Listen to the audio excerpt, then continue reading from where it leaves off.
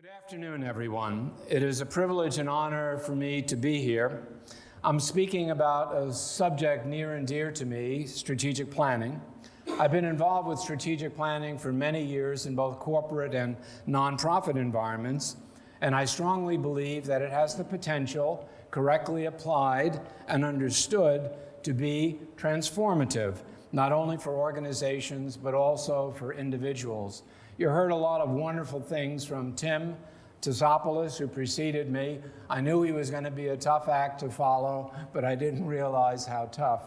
And the words of Charles this morning, and Helen's words yesterday, and Father John's, and Bishop Irenaeus, and so on, I'm going to really stress nuts and bolts today.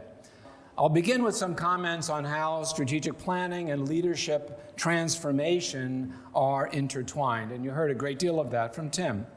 I'll briefly discuss corporate planning. I won't talk about Exxon the way that Tim talked about Chick-fil-A, but I'll offer some learnings, and I'll describe some differences versus nonprofits. I'll spend most of my time going over, step by step, the nonprofit strategic planning process, emphasizing critical elements as we go along. I'll suggest, in pertinent places, the use of some analytical tools that may help you in your own strategy development. After the formal presentation, I'll offer up a case study for your perusal, group discussion, and feedback if you would like. To begin with, let me confess my bias. I love strategic planning. I hope that some of my passion for that comes out in our discussions today. Here's what I think strategic planning should be. I say should because there are some bad examples of how strategic planning has been carried out in practice, which have led to criticism by a number of management consultants. I have anticipated most of these criticisms in the strategic planning sections of my book, and I'll reemphasize them here today as we go forward. I won't go over this slide in any detail. It's included in the preparatory reading material and in my book. But briefly, strategic planning should be visionary. It should be action-oriented, aimed at the future, inclusive, and determined to bring out the best in the organization and its leaders. In short, it is and must be transformative of both the organization, its people, and its leaders. For us as Christians, it has a supreme purpose of bringing us together in community, united to do God's will for His people. It doesn't matter whether we operate in the corporate world, the nonprofit world, or the ecclesiastical church world. We are Christian, and our job is to be transformed and to transform. As St. Paul said, "Do not be conformed to this world, but be transformed by the renewal of your mind." Leaders are the key ingredient in organizational transformation. Their development needs to be emphasized. I'm going to spend a bit of time first talking about leadership transformation, since that type of transformation, strategic planning and organizational transformation, I believe very strongly go hand in hand. You cannot have one without the other. On this subject, I found really useful a work that I want to go over briefly with you today. The work is done by two individuals, David Rook and William Torbert. Rook is a management consultant in England, and Torbert was a professor of management at Boston College. They wrote a seminal article for Harvard Business Review, which I think that you'll find in these capsule summaries they offer called The 10 Best. It's one of them.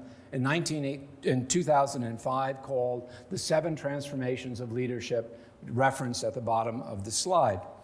Over a 25-year period, Rook and Torbert surveyed thousands of managers and leaders in diverse industries, both in Europe and America, to determine dominant ways of leadership thinking and behavior.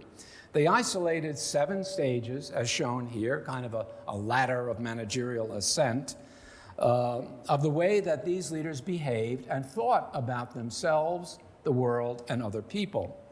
The bottom 3 groups on this chart, opportunist, diplomat, and expert, account for 55% of the sample of these thousands of people, and were, according to the authors, and I'll quote, significantly less effective at implementing organizational change and strategies than the 30% of the samples who measured as achievers. Moreover, only the final 15% of managers in the sample, individualists, strategists, and alchemists, showed the consistent capacity to innovate and successfully transform their organization, unquote. Let's look at each leadership style in turn, starting at the bottom. Opportunists focus on how they can exploit others so that they can come out on top. They're manipulative, egocentric, blame others, reject feedback, and are generally hard to get along with. Do you know any of these people? It's good to avoid them. The diplomat is the flip side of the opportunist. They avoid conflict, try to please others in higher status positions, are very polite and friendly. But ask them to initiate change with all its likely conflicts, and they fold. Most of these diplomats, while generally nice people, found themselves in the survey at very junior supervisory levels. The people in these two categories were not successful in the author's study at leading any kind of transformational change. The next two groups in the survey were the experts at 38% and achievers at 30%. First, the experts.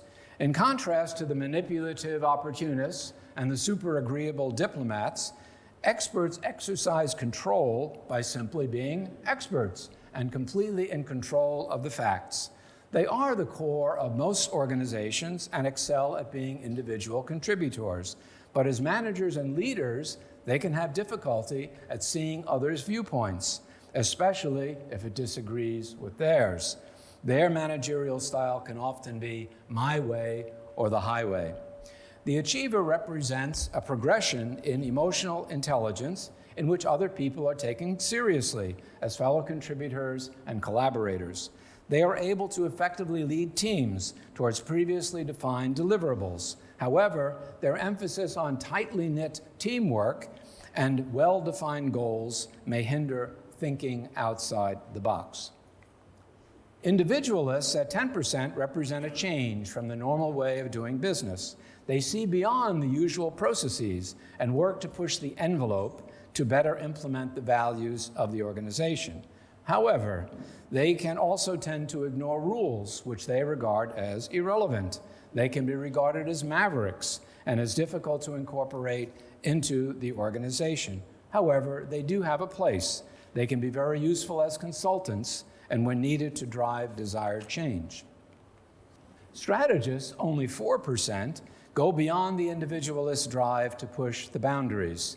They look to create and implement shared visions with others based upon commonly held principles. You heard that exact word probably from Tim. They engage in serious and considered debate with others. If there's any conflict, they enjoy working with others to resolve it. They examine constraints which limit organizational improvement, and not just within their own work group. They work with the reality of the present, but they look to external developments to position their organization well for the future.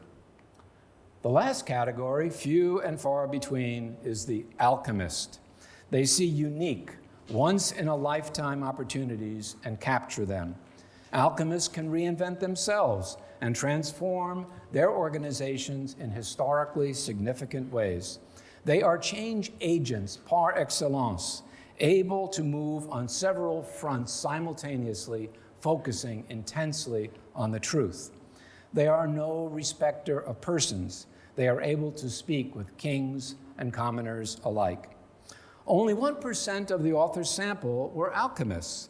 They are understandably rare. The right person, in the right place, at the right time. The authors posit only one such contemporary person as an obvious alchemist, and that name came up before, Nelson Mandela. However, I imagine, and I hope, and I pray that there are a few or several alchemists in this room. The authors recommend that if we want organizational transformation, we need to work to become strategists and alchemists. But how can we move from the lower categories to these more exalted stages? I firmly believe that strategic planning, properly applied, can be used as a tool, nuts, bolts, screwdrivers, wrench, hammers, for such a strategic leadership transformation.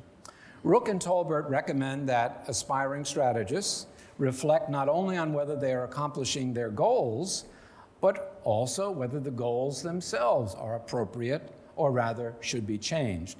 This is part and parcel of proper strategic planning. Further, strategists, according to the authors of the HBR article, question goals via collaborative inquiry. They reframe teams, networks, alliances, projects, and whole organizations. They use others to continually challenge their own perceptions and positions. They go outside of their own established networks and invite others in. As we shall see a bit later, all these activities are essential to good strategic planning. It can help not only the organization, but also the leaders involved. They can move from experts to achievers to strategists by being motivated, educated, and energized by the collaboration that a proper strategic planning process demands from them. Some of you might wonder, these characteristics sound okay, and according to the author's research, lead to transformative results. But are they really consonant with how we would expect Christian leaders to behave? To answer this question, I've done a side-by-side comparison of some of the 7 stages characteristics of its highest level, strategist and alchemist, with the 6 goals of Christian leadership in my book. I know it's dangerous when an author begins to quote himself. My apologies. It seems to me that they are in harmony just looking at this table. For example, in the second line, strategists are called to question their own goals and challenge their own perceptions, in fact, through conversations with others. Christian leaders are called to continually examine and rediscover their own values. Very similar. Now, there are 2 main points that I would like to highlight. First, the left-hand side characteristics are obtained via surveys of thousands of managers and leaders, isolating the ones who were successful in organizational transformation. The right-hand side is derived from the gospel, the scripture, and church tradition and fathers. This buttresses my fundamental conviction that one can be Christian and as well an effective leader in the world. The second highlight concerns the first line in the table. Rook and Tolbert emphasize that a shared vision must be created based upon commonly held principles. Further, the work needs to be done while fully present here and now, but looking toward the future. The Christian leadership view is to always be founded upon Christ and his kingdom, both personally and collectively. This means that, at least within the church and the Christian community, and perhaps in all communities, we cannot be shy in sharing our common faith in Christ and his presence here with us and in the kingdom to come, and keeping that shared vision always before us and returning to it time and time again. Let's shift gears now and go back to planning. Let's look at the corporate for-profit world and how planning is carried out there. I refer mostly to large firms, but I believe that smaller firms will have similar processes. Here's a sketch of a typical annual corporate planning cycle. I won't go over the details, but I would note that on the left-hand side of the chart, during the first quarter stewardship that most companies do versus the previous year, questions will normally be asked about whether changes and major changes in the business should be considered. These questions often prompt the initiation of various off-cycle strategy studies. For example, entering a new country or market, or on the other hand, exit, or looking at possible organizational restructuring or M&A possibilities. As you might imagine, these studies were always the most interesting of all planning activities. There are some key elements here which can be carried over to nonprofits, especially new entrepreneurial programs, and I'll highlight these now. In a large established global organization, these off-cycle studies have usually been carried out for years. Thus, there was a general pattern to most of them, examining issues such as shown here. The two most important of these were competitive analysis and strategic fit. Does it make sense? Does it take advantage of our strengths? Can we be the best in the business? Will we still want to be there decades from now? The output of the best of studies was not a one-liner or specific prediction of the future. It included the various scenarios which might play out over time, how we would cope with them, and how it would impact our strategic fit and the economic result. The what-if question needed to be asked and addressed without fail. Nonprofit strategic planning will not be any different. This is the last slide on the for-profit. The most fascinating part of a successful strategic study was the people who had to be and who were involved. There is no ivory tower here, nor an elite group of high-level planners working in isolation. The core team normally consisted of individuals who had a wide variety of professional and managerial experience. They also knew how to work with others. The blue people are the business units, composed of individuals who would be on the front line of any strategic change. They had to be listened to and sometimes persuaded to push their own operating envelopes. In a seminary, for example, these are faculty. The red people are the staff experts, IT, law, controllers, etc., who are indispensable to ensure a workable project. Team leaders needed to ask questions and learn. The green people are external potential partners, vendors, consultants, and governmental ministries. Sometimes on the partner side, you needed to negotiate with various potential partners simultaneously. You cannot tell in advance what will work out in the end. Lots of people, all needed to be brought into the study and the project as collaborators, all critical to success. Now let's move to the mysterious and sometimes uncharted world of nonprofits. How are nonprofits different from for-profits? Many of you may be quite familiar with the notes that I put on this slide, but would ask for your patience as we go through them. Here are a few differences to keep in mind. First, profits make money, and some of that is distributed to owners. Nonprofits will enjoy revenues and maybe even some positive surpluses, but they are kept within the organization by law. We measure for-profit success by financial and volume numbers. Nonprofits are concerned with something called mission, which can mean different things to different people. Financial data like operating surpluses or deficits and net assets will be critical. Also, donors are very interested in how much is being spent on administration and fundraising versus actual services provided, that is, the bang for the donor buck. For-profit stakeholders are the owners, employees, and for more enlightened companies, the community. Nonprofits are also concerned with staff and community, but also clients and donors. Volunteers are critical since they provide or support many of the services. For-profits operate in a competitive environment. Okay, they'd really like monopolies, but that's illegal. Nonprofits can be cooperative with one another, but generally are worried about competition for donors. There can also be competition for clients and service recipients. Next to last, for-profit boards are composed of paid outside directors. Nonprofits use volunteers. Lastly, we see significant differences in revenue volatility. For-profits in general know quite a bit about where their income is coming from. They have access to market research, analytic tools, rapid capture of sales data. Good corporations are also keenly attuned to early warning signs of trouble. For example, they can be subject to major disruptions due to new technologies and market entrants. Nonprofits rely on a variety of donors, large, medium, and small. Fundraising for medium and small donors may not be very disciplined or assigned a high priority. There can be insufficient analysis of donor trends. One may not find out that a large, significant donor doesn't intend to give until after year end. For some nonprofits, there is considerable dependence on a few major funding sources. For example, the government. Funding can precipitously change with the legislature or administration in power. So lots of differences to keep in mind, and one size does not fit all, especially for nonprofits. Now I'd like to cover the basics of strategic planning in nonprofits.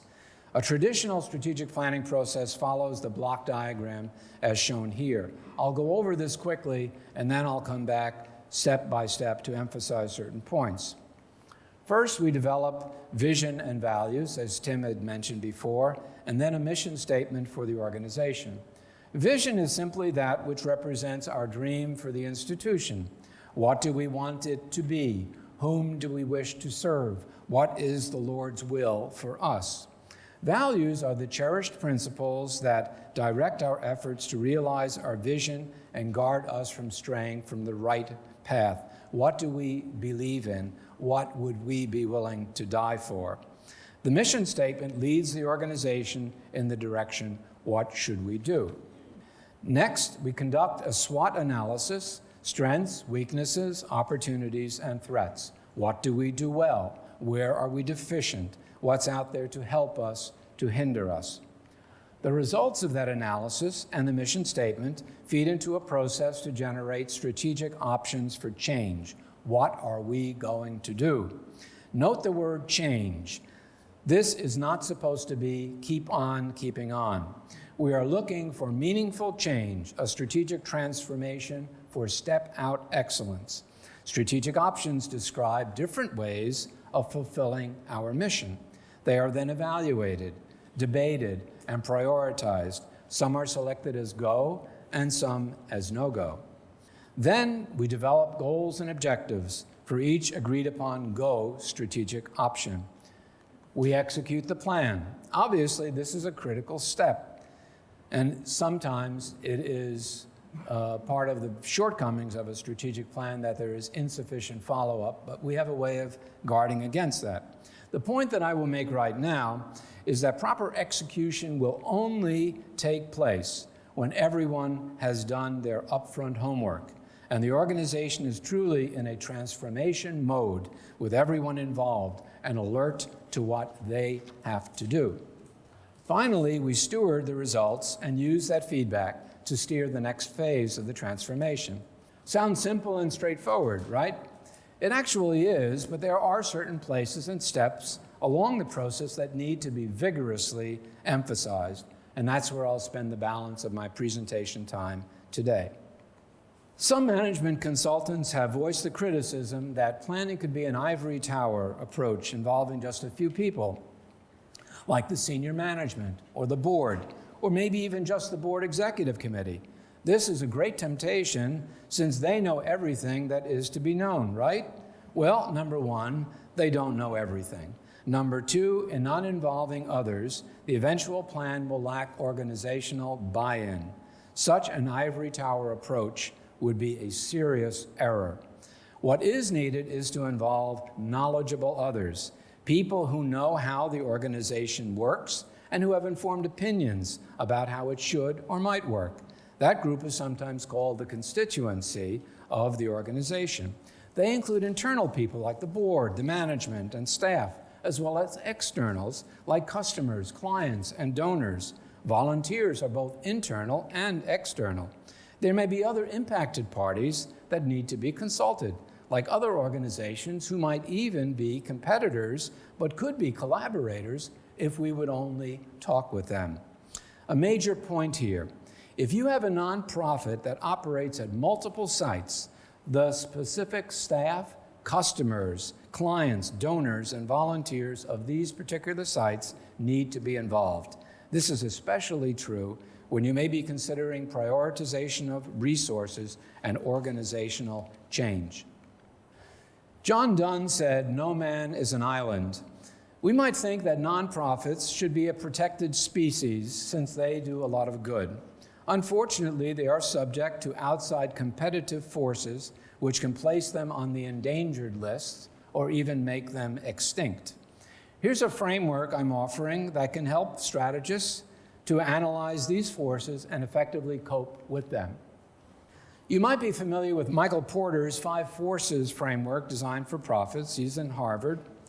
called Yale would like to do something different from Harvard. Sorry, Charles.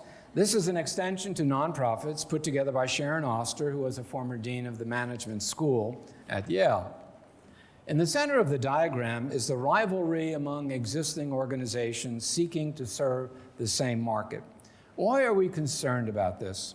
As long as demand for services exceeds supply and funds are plentiful, we may not need to worry about rivalry. There's plenty of clients and money to go around.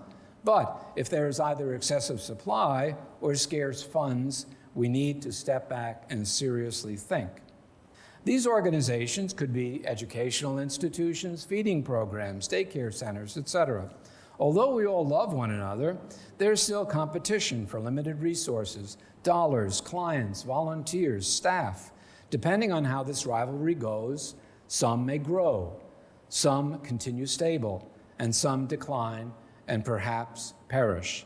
That's reality. Sometimes we ignore this rivalry, but we do so at our peril. There are forces impinging on this rivalry. First, looking at the horizontal boxes, existing groups have power over us. Suppliers can raise prices, or staff can leave for another organization. Users, our service recipients, can go to a competitor.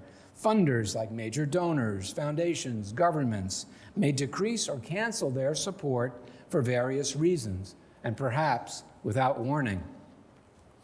On the vertical axis, new entrants can suddenly enter the picture and attract away both users and funds. Government may decide to do the same thing we have been doing. New substitutes for services may pop up, like online courses and local programs displacing residential education. There are lots of interactions, so many sometimes that just thinking and worrying about them can overload our brains and stifle rational analysis. What is needed are regular and disciplined what-if discussions, which can then generate strategic alternatives, anticipating threats and opportunities, and adapting quickly and effectively. This model framework can be a good tool for organizing such discussions. The SWOT analysis, which looks at both internal and external environments, needs to be fed back into the mission statement. The mission to achieve the vision and values, the passion of the organization must be realistic and robust. Here's a tool that can help strategists to reflect these realities. It's called Jim Collins' Hedgehog Concept. Jim was brought up again by Tim. Jim Collins is a management consultant and researcher. He wrote the book Good to Great. His research aims at determining the leadership behaviors of companies that are not only good, but also have become great. One aspect of that desired behavior is the hedgehog concept, which is a tool to help us better define our organizational mission. It's linked to an ancient Greek parable about foxes and hedgehogs. The fox knows many things, but the hedgehog knows one big thing. This one big thing unifies our mission and gives it focus. I call it the sweet spot. How do we determine it? We look at the overlapping intersection of three circles: that which we are deeply passionate about, our vision and values; that which we can be the best in the world at, what qualities and abilities we bring to the table; and that which drives our economic engine, the financial and other resources which enable us to survive and to grow.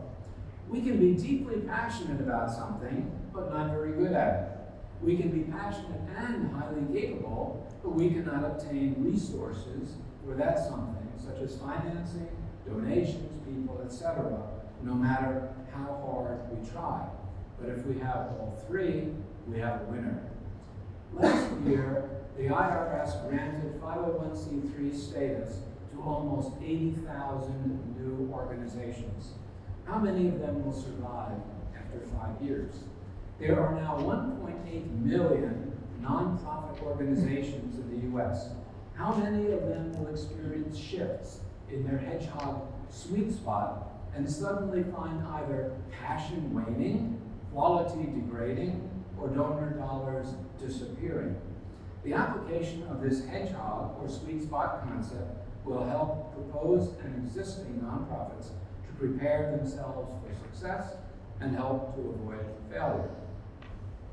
Once our mission and environmental assessment, the SWOT analysis, is done, it's time to develop strategic options for change. Note the emphasis again on change. The base case is not status quo, but rather a step out. If you cannot find a step out, that is a signal to start your thinking anew. Strategic options, again, is a fancy way of saying, what are we going to do? They should be initiatives that can be translated into action steps. If not, then go back and be more specific. In developing the strategic options, I strongly recommend assigning separate teams to each specific option to flesh out what are we going to do. These teams should be composed of experts and questioners, both people who know the facts and also others who are passionate about the mission but not involved with the daily operations of the organization. The questioners should act as individualists in the sense of the 7 stages we mentioned before, inclined to be mavericks and to ask why to what is being proposed and why not, as Tim mentioned, to initiatives not being recommended. This will, of course, require a certain level of emotional maturity on the part of the experts. They should expect, as part of the ground rules, to be challenged. Be sure to include possible organizational changes and redefinition of roles and responsibilities. Prioritize what the organizational units are doing, high-grade activities, direct resources to what will give you bang for the buck on mission and financial sustainability. I highly recommend using other tools such as portfolio analysis and benchmarking in this process. I'll speak more about that in the next few slides. Portfolio analysis is a disciplined tool, and Tim mentioned that, which can help evaluate what you are doing, what needs to be prioritized, and what should be deleted or modified. The Boston Consulting Group, BCG, under the inspired leadership of its founder, Bruce Henderson, whose book, Corporate Strategy, was one of the first that I read probably 50 years ago, developed what is called today the matrix map or the Boston grid. It locates elements of one's product portfolio or services on a 2x2 matrix, or as Father John Baird would say, 2x2 womb.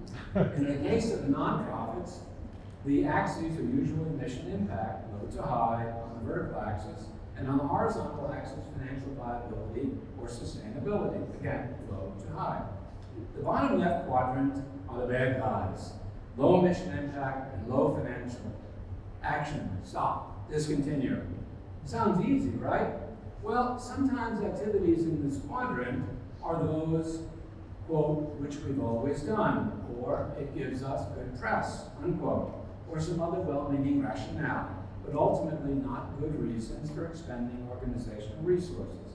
In the old Boston grid nomenclature, these are dogs. The bottom line is better. At least we are returning money to the organization for use in presumably better ways. Thought needs to be given as to how to increase the impact on mission, to move it upwards. In BCG parlance, these are cash cows. The upper left are potentially good, since they give us high mission impact, but they consume resources. Attention needs to be directed to them to make them more efficient. Henderson called these problem children. The upper right are the stars, and that's what Tim had on his chart. High mission, high financial viability. These should receive consideration for priority access to additional resources. Let's look at an example put together by Steve Zimmerman and Jean Bell, formerly of Compass Point, in an article in Nonprofit Quarterly. It's an analysis of a community center which has, as usual, a wide spectrum of programs and activities. What can we see from this chart? First, let's notice that the circles representing each program are of different sizes. The size of the circle indicates the relative revenues derived from or financial resources dedicated to this program. This is sometimes called a bubble chart. You can do this on Excel if you are capable. Look first at the dreaded bottom left, the dogs. Obviously, we would not use that label when we are speaking with the directors of these programs. They would be offended. However, the truth is there. These programs need to be discontinued, at least by this particular organization. Job placement services could be transferred to another nonprofit who may be bigger than this center and can absorb this additional workload at incremental cost and still remain viable. In fact, perhaps even better off. Similarly, the community theater is one that might be nice as a showpiece, but is distracting from the overall good work of the center. It should find another home. Please note that high visibility programs like a theater will be emotionally difficult for the leaders of the nonprofit to disengage from. Everybody likes theater. You can invite your friends, get box seats, but it doesn't contribute to the mission in the way it should. And that is the hard decision that you in the leadership group must make. Let's look at just two more circles in the interest of time. After school learning, upper left, and community festival in the right.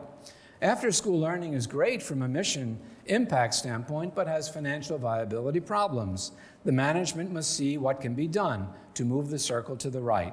For example, by partnering with another institution to increase clients and lower costs, or working to obtain funds from a foundation.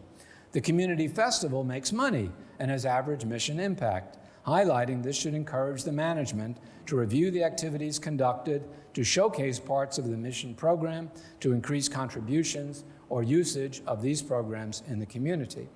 The last tool I want to mention is that of benchmarking, which properly applied with forethought and discipline can be of enormous help to improve the mission impact and viability of the organization. Despite what Tim said, don't compare yourself with others, it's still a good process.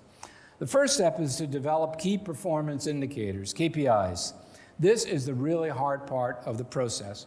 Many organizations don't have the slightest idea of how to measure themselves both internally and against others. Some useful KPIs are financial ratios, such as net assets as a percent of total assets, expenses per client served, revenues distribution, that is, what percent is from donors, clients, foundations, grants, governments, etc. Others are quantitative but not financial. For example, number of clients served in each program and the revenue trends. Jim Collins noted that the Cleveland Symphony Orchestra monitored the average number of standing ovations after a performance. Qualitative ones may be client and donor attitudes acquired via surveys or focus groups. Then we select comparable organizations to benchmark again. This is also sometimes a problem, since management insists that we are unique, no one else is like us. Well, that probably overstates the situation, and the board should still insist upon comparables. Then we do the work, compare, try to understand the differences, take the results and inject them into your plans and stewardship of performance. Observing trends is highly important. Why? First and foremost, to see where you are on your life cycle, especially when you are in the mature sustaining phase, and to avoid your going downhill. What is the most dangerous point in this life cycle? Most people think it is when we are on the far right, when challenges that cannot be effectively responded to cause us to decline. Actually, the most dangerous and also the most opportune time is when we start to plateau in the sustaining phase. Bob Dylan said, "He that is not busy being born is busy dying." You can tell my age. But it's true. St. Paul talks about renewal. The Lamb in Revelations proclaims, "I make all things new." Just like a multi-stage rocket, you need to continuously assess the possibility of igniting that next stage. But what happens if you ignore the warning signs and you begin the downward decline stage? You suddenly wake up and realize you need to do something dramatic. You then have to fire all rockets, reverse the momentum, and really be reborn. That is not easy. I imagine that few make it. We'll have a case study after my formal presentation in which we'll look at a specific nonprofit organization with a spectacular century-long history which crashed and burned in its last few years. Please watch the life cycle signs. Use your strategic planning process and benchmarking to adapt appropriately in plenty of time. Don't get caught out. The next step is to establish goals and objectives over the next few years. These should be actionable. That is, they should answer the questions: Who does what, when, and with whom? Of these, the most important question is with whom. What you do not want to hear is a year later, I didn't know I was supposed to work on that with John, so I didn't. You also don't want goals which include the words, we will try, or we will work. Use a Google or word search to eliminate these words from your vocabulary. Like, we will work to improve our relationships with donors. That is neither actionable nor stewardable. It should say something like, each trustee will hold a gathering at his or her home for at least 20 donors or potential donors in the next year. That's actionable, it's stewardable. You will also need to have a measure of success. How will you know when you have made progress, and how much? How many contacts with donors? How many clients will you serve? How many asks will you make? This can be threatening to the staff, to management, and to the board, but it is essential. That being said, the goals and objectives are not carved in stone. Reality and potential twists and turns in the environment need to be recognized. That is the function of the stewardship effort. What did we do? What were the achievements and disappointments? Should we change our targets? Should we change our direction? But it's hard to honestly evaluate what we have done, and even harder to change a previously agreed upon path. For the courageous strategist, I would recommend the use of a vertical slice stewardship council, which would also involve the types of questionnaires that we had in the strategic options portion of the process. Vertical slice takes one person from each layer of governance and management, from the board to the shop floor. The guidelines are that all are equal and all can express their opinion of the performance and reasons for that opinion. It's a bit tricky, but you will increase the possibility that you will get honest feedback. It's what I would call now, just like the Hedgehog Concept, I will coin this today, the 4 T's, the Tim Tassopoulos truth tellers. The vertical slice members will then communicate horizontally with their people, ensuring that everyone is on the same page, moving in the same direction. This stewardship and steering exercise should take place every quarter and as well as annually. The key here is to ensure that people are constantly keeping the mission and the initiatives for change uppermost in their minds, and that people are talking, discussing, and debating, all in an environment of openness, transparency, learning, and mutual ownership. Next to the last slide. We update the plan every 3 to 5 years at minimum. Board Source, the leading support and advisory group for nonprofit boards, recommends this. About 25% of the nonprofits they surveyed did this annually. I could not agree more. It should be on the fixed portion of the agenda of every board annual meeting. The board cannot afford to forget about the plan. Everyone needs to continually think strategically. We can so easily sink back into a day-by-day, almost consuming concern with the urgent problems which confront every manager and leader. That's why the plan keeps us on task. Last slide. If I had only one message to leave you with concerning either strategic planning or strategy development or leadership transformation, it would be this. Keep the emphasis on the people, all the people. Look at individual persons. Look at them as a group. See those immediately around you. See the ones outside. Get to know them and listen to them. Be involved with the people. Don't sit in your executive suite, in your office, your ivory tower.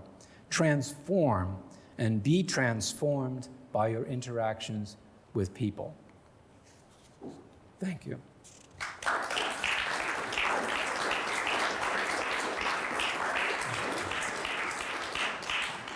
I think we have a couple of minutes here, looking at the clock, to have, if there's 1 or 2 questions that you have, and then we'll go into the case study.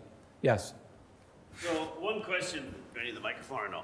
Oh, okay, there we go. So one question I have is coming from the corporate world and doing more things in the non-for-profit world, especially in the parish world where there are very few paid employees, mainly volunteer type people.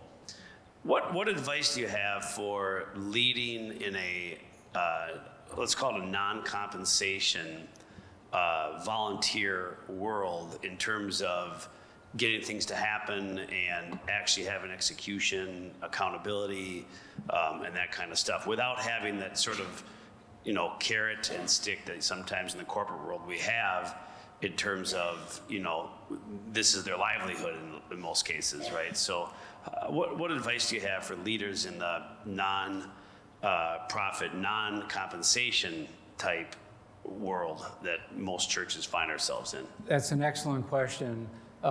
Peter Drucker, the big regional management guru, he liked nonprofit boards a lot better than for-profit boards, because for-profit boards, sometimes the people are there because it's a status symbol, they're getting paid 10 grand a meeting or whatever, whereas nonprofit boards, and that's why I said they're all volunteers. And the point about volunteers is that you're not there for the money, and that's a big thing. It's much better to be there because it's part of your passion, it's in your heart, you want to do it because you want to serve, you want to give of your talents, you want to learn from other people, and you're not doing it for a salary. You are not a hired servant. You are a proprietor. You take a proprietary interest in what you're doing. It's your church, it's your nonprofit, it's your organization. It doesn't belong to the people, way up there, the CEO and the minions up there. So I think actually you have a much better chance in a nonprofit, but the key element of that is the existing board, the existing management, parish council, rector, bishop, need to trust the volunteers. And that's where we see shortfalls sometimes, because they'll say, because it's difficult sometimes to bring in volunteers. Why? Because volunteers say, Father, why aren't we doing this? And Father doesn't want to do this, and the bishop doesn't want to do this, and the parish council doesn't want to do this. They want people to come in sometimes to be a pair of hands. Oh, yeah, could you put together a website? Yeah, put all of our announcements on the website. And the person says, well, let's take a look at other forms of social media. Let's look at Facebook, and let's get an interactive discussion going. No, we don't want to do that. We just want you to go and make a few key clicks. That kind of a volunteer, if you're looking for that, you're not going to get it, and it's not the right way to do it. You want to get people who are being brought into the circle, and that's what we talked about there, that knowledgeable others, and it's scary sometimes. And I'll just tell a very quick anecdote. When we did the first strategic plan, Father John Meyendorff was not very excited about doing that, especially the idea of going out and asking people for their input. And he said, in fact, and I mentioned it in my book, he said he was asked at the board meeting, what do you expect, about the strategic plan? And he said, well, we do not expect anything revolutionary to come out of it, but if it is revolutionary, so be it. And that was a wonderful thing. And then when it came time for the first strategic plan input that came in, and we had surveys, we had basically, it was like 3 feet of paper, and we had a meeting, and I had already summarized what the results were, but I said, let's have a meeting of the steering committee and Father John, and I want you to take 10 or 15 minutes, and I want you to read through random things. And Father John said, I trust you, we trust you, no worries. I said, no, Father, I want you to read these things because they come from the heart and the gut of the people that we talked about. And it was wonderful watching him, of blessed memory, a wonderful, gentle, kind man. And he would look at it and he would see one that was, it was complimentary, and he'd go, ah. And then he'd pick another one and he'd go, oh. But it's that kind of humble, accepting, reaching out. That's what I'm talking about here in this process. If you don't have that, what I would say, if you're not able to do it this way, don't do it at all, because you'll spoil the vision of what strategic planning can do, and you'll actually hurt the organization. So if you're willing to open up, it's just like St. Paul says, it is a terrible thing, an awesome thing to fall into the hands of the living God. And we are his hands too. And the other people, when you put yourself in other people's hands, you're putting yourself in the hands of the living God. And that's scary sometimes, because if they're honest, they're going to tell you things you don't really want to hear. But those are the things you need to hear. You need to hear. One more question, and then we'll go to the next stage. Okay. So to follow up on Peter's question, so accountability in a nonprofit, recommendations to hold somebody accountable. We're all accountable before God. I mean, we're all accountable. But the thing is that accountable sounds like, you're going before the judgment seat, and what is the Lord going to say? What is St. Peter going to say to you? I mean,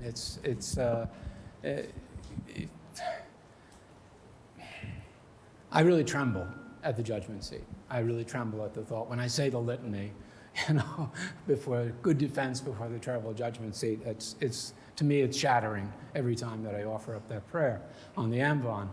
But we have remember that God is a just God, but he's also kind and merciful. And what I think he wants us to do also is to be kind and merciful to each other. But being accountable means is to really say to other people, how are you doing? Do you have any problems? When I was with Exxon, I would, 3 o'clock in the afternoon, especially in my later years, I used to fall asleep. I mean, okay, that's what age does to you. And so at 3 o'clock in the afternoon, I had on my calendar, I walk around. And I spend the next hour, and I go to the different offices of my analysts and engineers and so on, and planners. And I sit down with them and I say, how are you doing? What's going on? Can I help you? And then they'd say, oh, I'm working on an Excel spreadsheet to do a financial evaluation. You couldn't possibly know what I'm doing. So I said, well, try me, And I'd sit down and we'd work it together, and we formed a relationship. And forming that relationship allowed me to be very transparent and honest with them.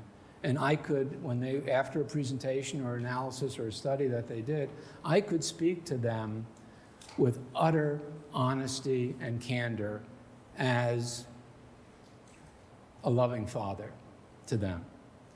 And I could only do that when I set up that relationship of trust, where they trusted me, I trusted them, and we were happy together, so to speak. So that goes also to the theme of the volunteers. Okay, sorry, Father Chad, I had to ignore you. What I want to do now is it's time for you to do some work. I've written a case study, and Tatiana and Jeff, would you please pass it out? It's in that second box. I've written a case study on a unique nonprofit called Jane Addams' Hull House. You may have heard about it. It was a settlement house in the poorest section of Chicago in the late 19th century. It lasted for 122 years and then abruptly closed just 5 years ago. You can see photos of the original building here and the U.S. postage stamp, Famous Americans, honoring its founder, Jane Addams. The case study material is being passed out now. I based this on various online public sources, especially articles in the Chronicle of Philanthropy and Nonprofit Quarterly, which I recommend to you. There exists a more in-depth case study developed by the Kellogg School of Management at Northwestern. I do have a personal copy of that, but I want to assure you I have not relied on that in any way in my own case study material.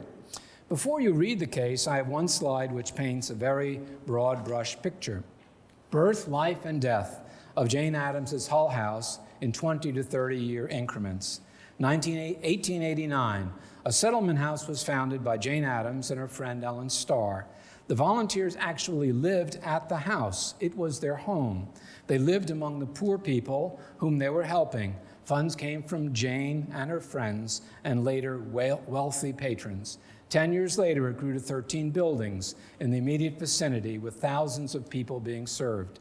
Education classes, feeding programs, daycare, a gymnasium, a bathhouse, all among the first in the city of Chicago. Jane died in 1935. She didn't have the title of CEO or president. She was simply the head resident, but oversaw everything that was going on. She received the Nobel Peace Prize for her international peace efforts. She was the first woman ever to receive that exalted prize.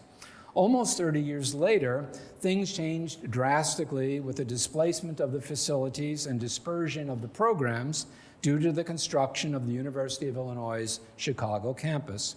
It changed again in the 1990s when government funds became available in large quantities. The budget quadrupled. 20 years later, in 2012, Hull House closed suddenly with 1 week's notice and filed for bankruptcy. What I would like you all to do now is to first read the 4-page, it's actually 3.5 pages, case study you have in your hands, and then discuss at your tables amongst yourselves and be ready to report your major findings, if we have time to do that. But otherwise, just discuss amongst yourselves. I don't want you to try to find actions or inactions that caused the tragic end or assign any blame to anyone. That's for another time if you are interested. However, what I would like to hear is your opinions and share them with each other if we don't have time to share with a big group, your comments and your answers to 2 questions. Given what you have heard here, how would a proper and transformational strategic planning effort have helped to save Jane Addams' Hull House? What would you recommend to the Hull House board at the time, if you were there, about the specific key elements of that strategic planning effort that they should concentrate on? Take about 10 minutes to read the case individually, and about 20 minutes to discuss, and then 15 minutes in reporting, but you could take 35 minutes. I just read a very interesting article about Jeff Bezos and the CEO of Amazon, whose father was an Exxon engineer and gave him $10,000 to start his business. And now the father, the engineer, who still continued to work for many years, is a multi-millionaire. And Jeff said in a recent article that instead of meetings where he sends out preparatory material ahead of time, he basically starts an executive meeting by presenting the material there. Everybody has a chance to read it there in silence, and then they talk about it. So you get freshness of thought, you get originality, you get creativity, and that's what I'm looking from all of you here today. So thank you very much.